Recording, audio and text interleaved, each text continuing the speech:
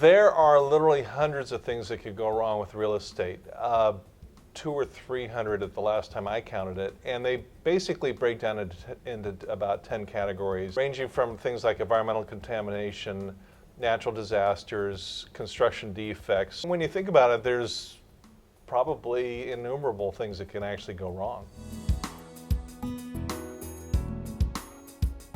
With this specialty, I've worked on virtually every kind of disaster, crime. I worked on the World Trade Center side. I worked on Hurricane Katrina, BP oil spill. I've done O.J. Simpson and John Benet Ramsey, and the Heaven's Gate Mansion, where there was the biggest mass suicide in U.S. history.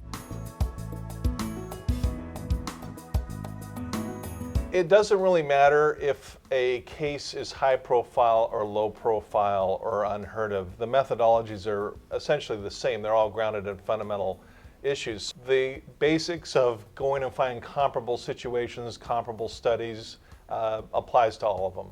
The biggest environmental case in the history of the world was the nuclear weapons test sites on the Bikini Atoll in the Marshall Islands. Even though it took 7 years to complete the studies and involved billions of dollars, the methodologies were very similar, except for instead of going throughout the neighborhood and finding comparable sales, I literally went around the world looking at comparable case studies.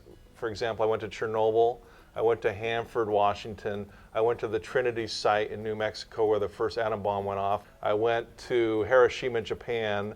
I went to every atomic site around the world in order to do the research for comparable case studies to apply to the subject property.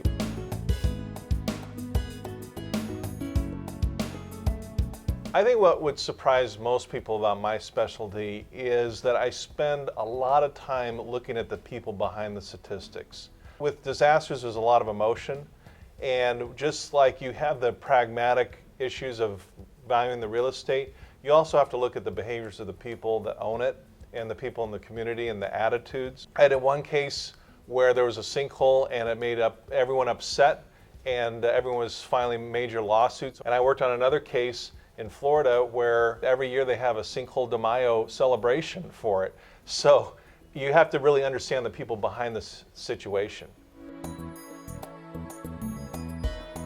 What's ironic about it is a lot of these situations are more complex, and yet the audience is usually a judge or a jury, and so you have to make it very presentation friendly because we're dealing with people that haven't heard this before. So I'll spend days or weeks on PowerPoints or videos in order to make it all understood easier by people that have heard this only for the very first time.